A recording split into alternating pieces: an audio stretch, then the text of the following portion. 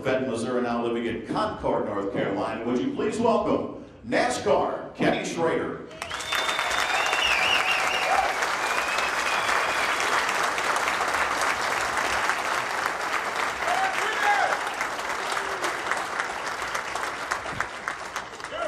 Kenny, there's a chair back here if you need it, because I know what time you got home last night. It's Brian Collins is just a bad Brian Collins is a bad influence on Kenny Schrader. Yes. Well, there's a lot of mason jar going on up there in Ellsbury, Missouri, I can tell you that, so we understand that. Well, Kenny, first of all, thank you for being here tonight. So much to talk about. Let's start from the top. You were at the Allied Banquet, and we got a chance to talk to you for a few minutes about the Bud Shootout deal. And for those of you who don't know, they kind of expanded the format just a little bit and brought back in past champions. And Kenny Schrader, ladies and gentlemen, is going to be at Daytona. I think he's going to do some shootout stuff, right, Kenny? Yeah, I'm looking forward to it. I kind of got to ride the piggyback on them, figuring out how they're going to get Dale Jr. in the race. So once they figured out how they were going to do that, then it opened up the door for a couple others of us too. So I'm looking forward to it. The shootout, it's a fun race. It doesn't pay much, and the crash factor is huge. So it's like I got to call somebody that's got a whole lot of shit and money. So I called friends over at the Red Bull team, and I'm going to drive Scott Speed's car. So I'm really looking forward to it. Going and get the seat fitted Monday. It's I drove damn race cars that didn't cost this much. It's a $15,000 Hendrick seat. And I said, well, you want me to bring a seat? No, we'll just make an insert for you, because I could actually sit in Scott Speed's. I mean, he's a little guy. I could sit in his seat. 3 o'clock in the morning. Go ahead, Kenny. Yeah, I was having trouble talking then too. But you just sit in the car and they pour an insert to it, and we got an hour and a half practice for the race on Thursday, and then just line up. I hated to see the rule changes this week where they're not going to have an out of bounds and bumping everywhere is okay. It's like, shit, I wish they would have left that back for another week. Kenny, when does all this start for you? When are you heading south? We're going down next Sunday. I don't know. We get on, the race is the 6th. We taking the dirt cars to Volusia County, and we're running 8 nights down there, taking modifieds. And I think we start down there in the 2nd. Now then, any predictions, any thoughts there? Well, first of all, I know you have to be pumped up about going back to the big track. Excuse me. I know you don't give a damn about going back to the big track. Volusia, I'm really looking forward to Volusia. You know, I mean, it's kind of I still enjoyed the Cup racing as much as I ever did. I just had too many damn birthdays, you know. Mark Martin's old, and I got 4 years or 5 years on him. But it's kind of, in a way, it's like, oh man, you're gonna let me do it for one friggin' night, and then you gotta send me down the road again. So, but it's gonna be fun. But Volusia's gonna be a hell of a lot of fun. You got a game plan, Kenny? I mean, just floor and go? Yeah, I have to get back with you. I've had a lot of plans down there, and none of them hardly ever worked out like I thought. It's been one of our best tracks, and I've really enjoyed it. And I love going to Daytona. I'm going down for the whole time. I'm gonna stay right there at the racetrack and stuff. So we're gonna do some stuff for the Speedway and a little TV stuff the 2nd week. So we'll have some fun. That's going to be a great time down there. I hope you guys get down and see Kenny racing the shootout. A lot of old friends you're going to meet, and some new ones. Yeah, some of the kids I don't know. See? No, but it'll be neat. Tell you what, I'm really excited about though, is Joey Walsh, who took care of my dirt cars for a number of years, is coming back and going to start taking care of them starting next week. And we're moving them back to St. Louis. Oh, yeah. How about that? Kenny's going to be in St. Louis base. That's great. We've had, I mean, we ran our dirt cars 66 nights last year. Got rained out a bunch, as everybody did around here. But moving everything back to our little shop out by Cedar Hill and Dittmer, and just looking forward to that. Now you've got some stuff coming up. Of course, you've got how many nights you race a year now, Kenny? Besides obviously the big race that's coming up this year at Daytona, how many nights are you going to race? Well, I gotta get with Joy. Pardon me, Ann, go to the bathroom just a second, Ann, just please. She knows. It was terrible last year, and we raced like 78 last year, which was way down. The most we run was like 3 years ago. We ran 119. I'd like to get back up to around 100, but I haven't quite told it to Joey yet. I see. Now, Kenny, you got a modified, you got a late model, but you did an awful lot in open wheel. You still got an itch to get back, maybe in a midget, as we talked about. There's an awful lot of midget action coming up in Midwest here. Yeah, no. Okay. I lived through that the first time, and I just don't. We ran a Silver Crown car, and it was only like 2 years ago we ran it, and we sat on a pole at Raceway Park, and I was running fourth. It started raining, and didn't go back, but for the rain date. But I mean, the open wheel cars, I loved them. I started out in stock cars though, and that's what I really prefer. And I had a chance. Mr. Loyette called me about going to Chili Bowl last year, and it took everything I could to say no, but I knew I didn't need to be upside down there. That's a wild ride when you get upside in the Chili Bowl. You got some stuff coming up on I-55, and it's kind of neat. He kind of dovetailed in on kind of a Richard Petty driving school thing. There's a modified Kenny Schrader modified driving school coming up, and it's going to be at I-55. Tell us what's going on with that, Kenny. Yeah, it's not a school because okay. It's just like a play day. If it was a school, I'd have to know what the hell I was talking about. So this is just we're going to have our first one. We've done it half a dozen times with different companies and stuff where they brought out people, but we're doing it the Sunday, April 18th after our World Outlaw Show Saturday night, and it's just, I mean, how many people have never driven a race car? And come on out, and we'll strap you in and say a little prayer and turn you loose for 10 laps. That sounds like a fun deal, and it's limited to how many? I think it's 50, 30, 50, or till the cars wear out. Well, we're hoping we bring in like 5 cars, and we're hoping we can do 50 people with 5 cars. Oh, that sounds like fun. Anybody want to take a ride? Raise your hand. There you go. There's a lot of people here. Sign them up, Kenny. It's only $3,000 a lap. Thank you very much. He's got to pay for the new stock car place here in St. Louis. Kenny, you're a racer, but you're also a promoter. How do you balance all this stuff? I mean, you got family here, you got racetracks there, and then all of a sudden you get in the back of a hauler and you go someplace else for a weekend. How do you balance all this stuff? Oh, the racetracks are the easy part. I don't do shit. Ray Marler and the car. Well, I can tell you, I'm there on Saturday night. I got to tell you what Ray does. Yeah, that's I'm very fortunate. I don't have to worry about anything at Peevely because Ray worries about everything. Yeah. And then that Bob Sargent, he does an awesome job with making in Paducah. So, I mean, I really enjoy that part of it and being involved with the tracks. But I don't. There's so much work, and those guys and Ray's whole family and everything. They run that place.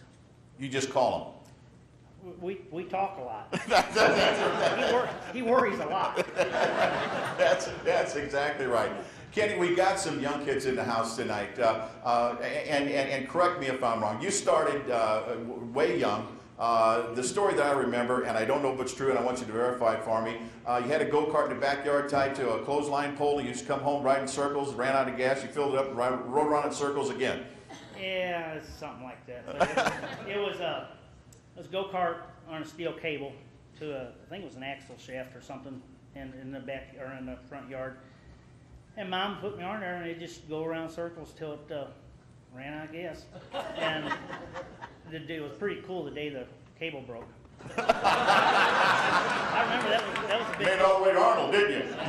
That was a big deal. You couldn't steer it anyway because it just steering wheel just went wherever you wanted. But I grew up right up the road from Lake Hill Speedway, and Leo Ladendecker's wife had made me a set of flags, and I'd stand out there on Sundays and give the checkered flag to the guys I really liked, and a couple of them I give the black flag, but like Schrum and Eby and Klein, I always gave the checkered flag. Oh yeah, right, yeah. So you're an official too. Yeah, oh, yeah. Oh, that sounds exciting. Any advice can you give these young guys coming up, Kenny? You've been there, you've done that. What's to watch out for?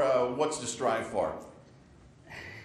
I told two of them today, and they looked at me like I had two heads. I said, I'll give you some good advice if you listen.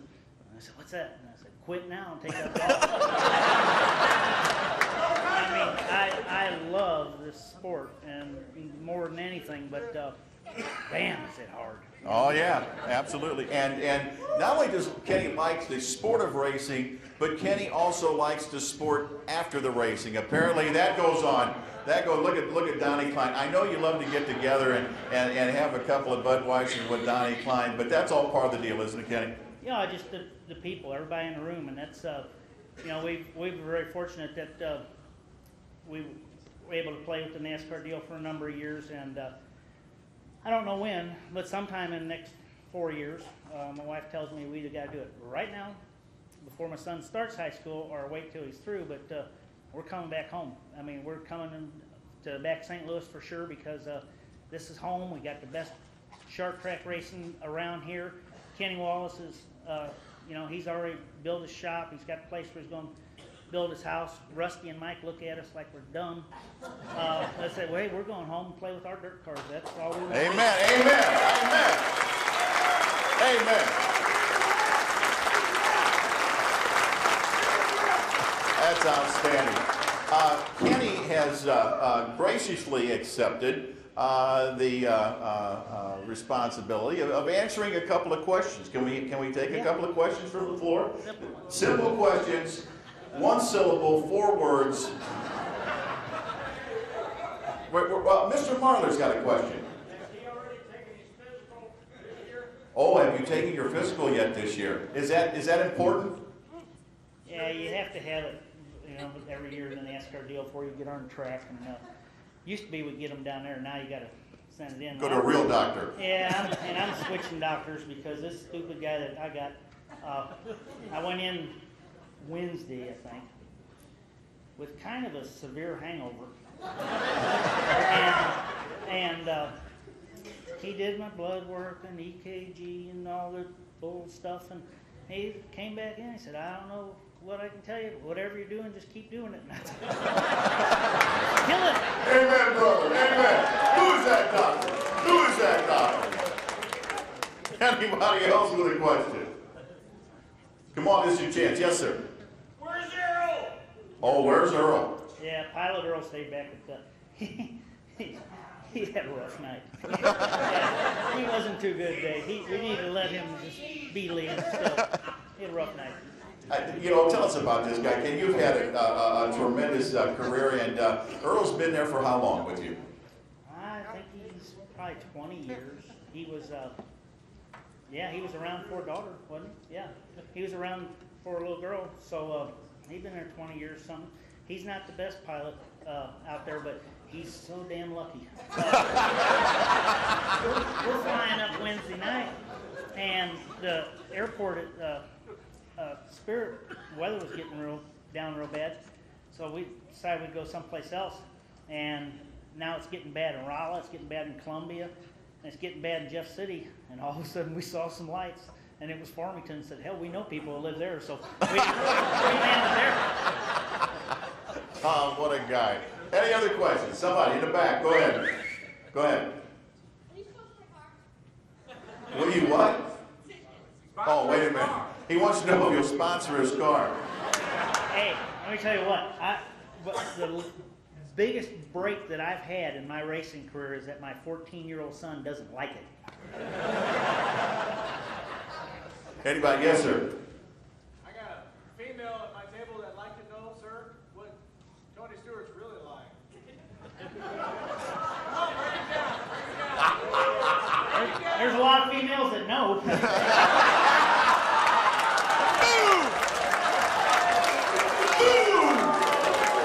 I didn't mean that. I didn't mean that. I mean,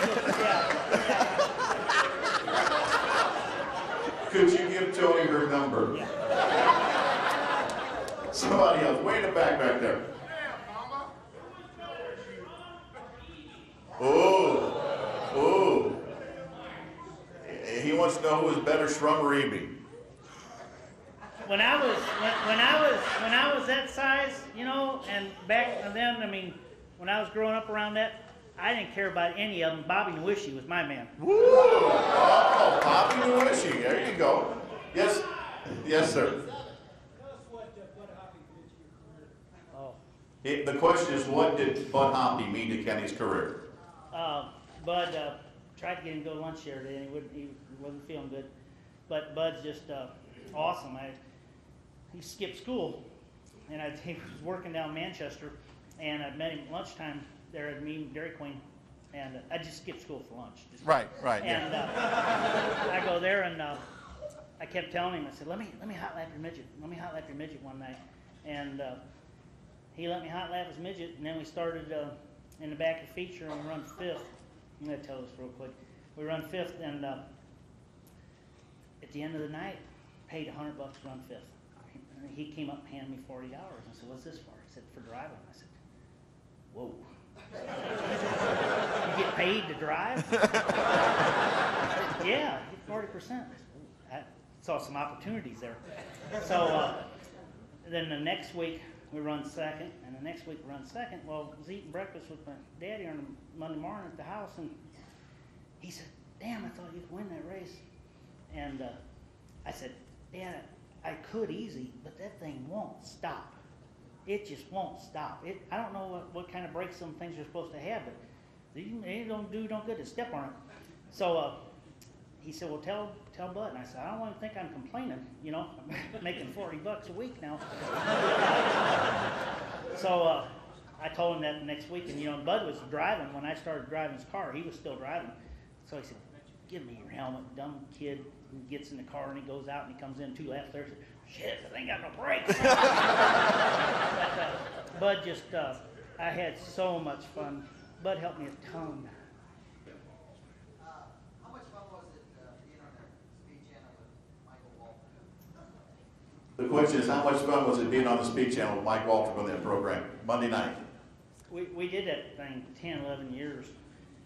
The only reason I ever did it and kept doing it was no matter how screwed up you were Monday or Sunday, you know, how bad you did, you go in there and sit next to Mikey for an hour, and it really makes you feel smart about yourself. That boy, he's got some serious issues. He called me about running the shootout. He said, hey, you want to run for me in the shootout? I said, oh, Mike, I'd hate to think last time I had drove a cup car and had to drive for you. I mean, that'd be like a double blow. He said, I know, hell, even I quit driving my own stuff. Mikey's a good friend, very good friend. All right, we'll take one more. Anybody? Go ahead. Which car is the most challenging car you What car is the most challenging car Kenny drive? drives is the question. I don't know. You know, like we used to always, you know, I mean, we'd run the midget and the sprint car and the late model all the same night sometimes, stuff. I don't know how many drivers you talk to, none of them that smart, no matter what they think. You only got a steering wheel and a couple pedals to do anything. It's just not that hard. I mean, It's they not. pay you. You know, every time you pass somebody, they pay you more. I mean, it's just it's a pretty neat gig, you know. But I don't think any of them are that, you know, they're just different, but they do all the same stuff. Kenny, as we sat down before the dinner just a little bit, we talked about your roots in this area. And actually, you did some physical activity not too far from here when you were a kid, didn't you? Rusty Wallace, the 1989 Winston Cup champion. My brother Mike and me, we took Taekwondo.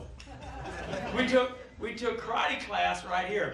And I'll never forget, now I look back, you know, Rusty, he's, you know, doing all that, oh, your cherry got good, and he bent his back over. The guy wanted him to stay straight up. I'll never forget that karate instructor took a bamboo stick and hit Rusty on the hand. He's like, son of a bitch, no. You know, there's my big brother Rusty, you know, the man of the mountain. You ain't nobody better than Rusty. And that old damn instructor hit him with, you know, the guy would walk around like, you know, doing karate moves. You're like, you gotta go, keep your back straight up. Rusty's like, damn, man. You know, Rusty just got done welding something together an hour earlier down in Valley Park, you know, trying to heliarc something, burning up aluminum, you know, fix a hole in the radiator. The old man tore up, hitting one of them poles again over at Tri-City. Oh, yeah. and we come down here to do karate, and I don't have no idea why we were doing it. But when we pulled in here, I'm like, oh my God, Andre's down there in Telegraph. That's where we took karate. But that's burnt in my brain forever. Is Rusty actually bending his back over a little bit too much, and I got going, flap! And he's like, damn, dude, you know, stop that shit. You talked about Rusty working a little bit. I know that Kenny and, your brother Rusty and Kenny Schrader, when they were just getting into racing, they had to go out and get jobs together, didn't they? Schrader's working for Cedar King, and they got Schrader in this new job. He's delivering propane. All right, so he's like, all right, well, so Kenny's got this call letters. He's driving a propane tank. It's like KTR 500.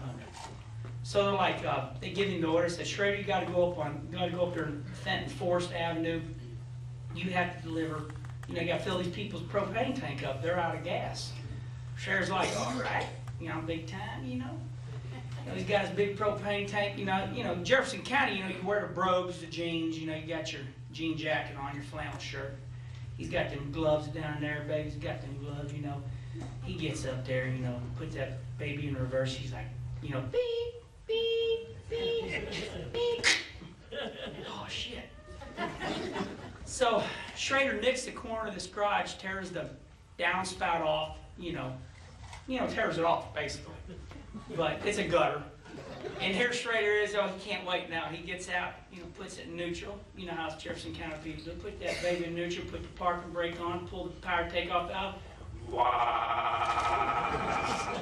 Put the big gloves on, baby. This is it. Schrader's putting the gloves on for the first time.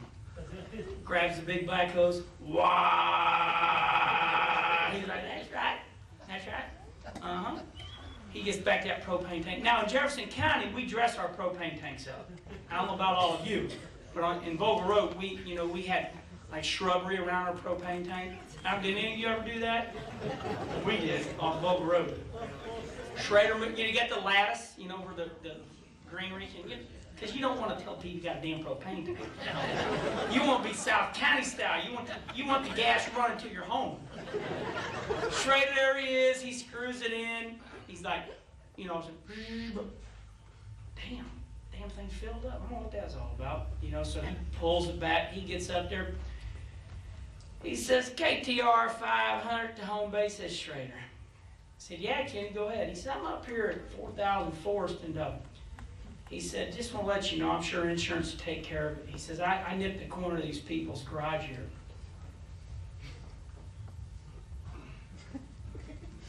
Schrader? Yeah, it's KTR 500. 4,000 Forest don't have a garage.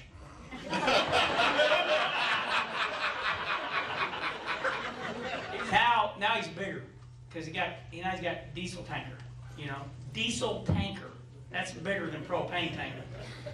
Schrader's going out there to Alberici Construction Shop. We need you to fill up the earth mover number 7. They got, you know, they're clearing this big, this big subdivision. Here's Schrader out there, you know, once again. All right, fill up earth mover number 7, Kenny Schrader, KTR 500. Okay, his last chance. Once again, boy, Jefferson County, baby, put them gloves on, you know, the whole deal.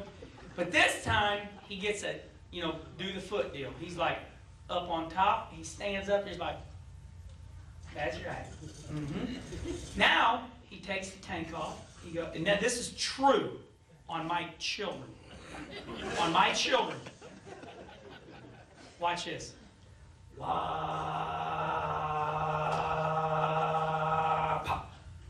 Damn, 7 gallons for friggin' earth mover? Whew, man, he goes back. He said, KTR 500, Steve King? Yeah, Kenny, go ahead. He said, man, I'm out here, you know, Alberici Construction, so I fill this earth mover up and everything, and you know, it only took 7 gallons. Silence. Hold on, let me get Don for you. Don, I come up here, you know, number 7, earth mover, it's the only one here. He says, Kenny, he says, where was the cap at? He says, right behind the driver. He says, Kenny, he says, you filled up the hydraulic power steering fluid.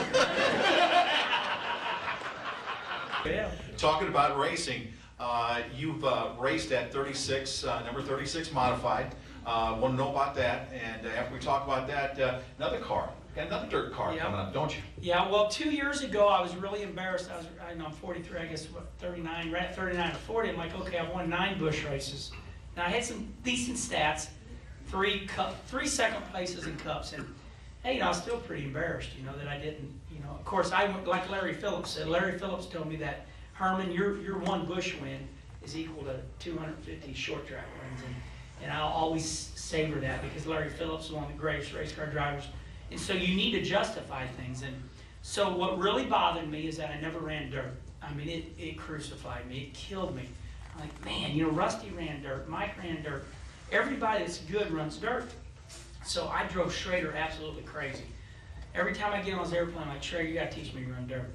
Well, there are a couple times I ran dirt. I'd watch it on TV, and the cars looked all violent and everything. And man, and Schrader said, okay, look, I'm going to teach you to run dirt. Here's my first advice to you. I said, what's that? He says, let off the gas. because what happened, Don, I remember, and Kenny, I remember my dad running these cars. And then all of a sudden, I was going down south, and all of a sudden, these bird cages and these coilovers and all that. And I'd watch these damn races, and the left rear's forward, and the car's all jacked up, and I'm like, what in the world? And all these cars were going nuts, and I thought it was because the drivers were getting stupid. So then I announced some races on TV for Stacker 2, and they had an in-car camera of, I don't know if it was Billy Moore or somebody.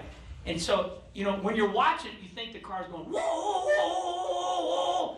And all of a sudden, it's in-car camera, and here's what I heard. Whoa, whoa, whoa, whoa. And I went, I'll be damned. I said, I could have cut 2 years off if I'd have known that. So Kenny got me hooked up with Dirtworks. I went to the modifieds right away because you can knock the snout off, cost you $150 or whatever, and a little more. But so I'm thankful. I met up with, I grew up with Donnie Jumper, right? His dad, and I grew up with them, and they were able to help me out. Me and Donnie, we built our own model.